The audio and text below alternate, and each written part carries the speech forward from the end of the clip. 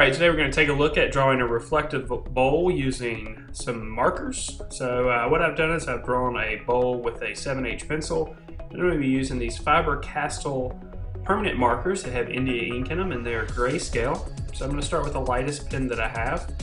And this video is sped up because the entire drawing ended up taking me just over 20 minutes to complete. And that will be pretty boring, so I've just sped things up. I'm going to explain what I'm doing in each step of the process. First thing I'm doing is just looking at the bowl, and I'm going to look at the darkest values. I know that this isn't necessarily the darkest values at this point, but I'm looking at the darkest values. Some areas I'm going to have to leave alone because they're highlighted, but really to create a reflection, the key when you have something like this bowl texture, the key is really having high contrasting values next to each other with a hard line. So you'll see as I draw this, I'm going to create hard lines between each grouping of values, and I'm going to have highly contrasting values, and that's going to give the illusion of a reflective bowl. So right now, I know the marker looks kind of dark on the video, but it's actually the lightest of the grayscale markers that I have in this video, and you'll see when we get darker, you'll see how much they contrast. Now, when I go over an area that I've already added marker to, the value is going to get darker, just like if you were using a pencil. And what's kind of cool about these markers is that they have actual India ink inside of them, so the marker is permanent.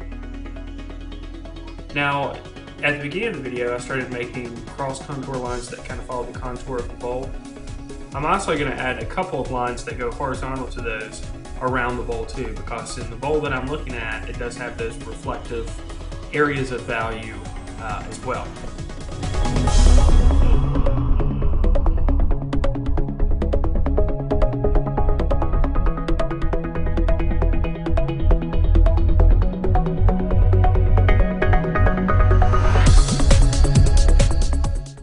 Alright, now I'm going to switch to a little bit of a darker value marker, and actually, you might notice in the video that this gray is a little bit cooler than the first gray. The first gray was kind of a warm gray. This gray is a little bit cooler, and it's going to increase the contrast. So you can already see those the difference between the cool gray and the darker gray. You can already see also that the contrast is getting a little bit stronger with this next gray that I'm adding.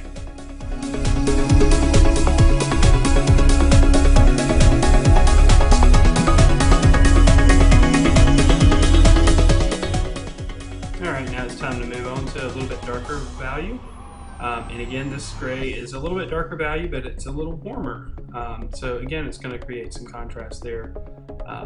And you can see, you already start to see kind of that reflective surface on the inside part of the bowl. This is going to develop as we go through the drawing. But remember, you got to have strong contrast, hard lines next to the values, and remember to leave light areas for the highlights.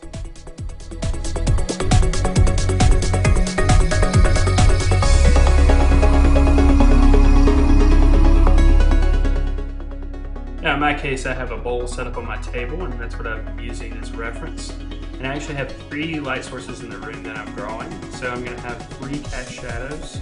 So I'm going to draw the shape for those 3 cast shadows, and my shadows aren't actually totally correct. So it's going to skew my drawing a little bit and make the bottom of the bowl look a little less rounded. But I do have my hardest light source coming from the right side, so the left side of the bowl on the cast shadows is the darkest. And my bowl's not white, so I'm going to have to add a little bit of value to the bowl to make it look a little bit like it's metallic. I'm going to leave the highlights on the inside of the bowl around the edge so that I do have those highlights. And then I'm going to add a little bit of a dark outline, and there you go. That's how you draw a reflective bowl using grayscale markers.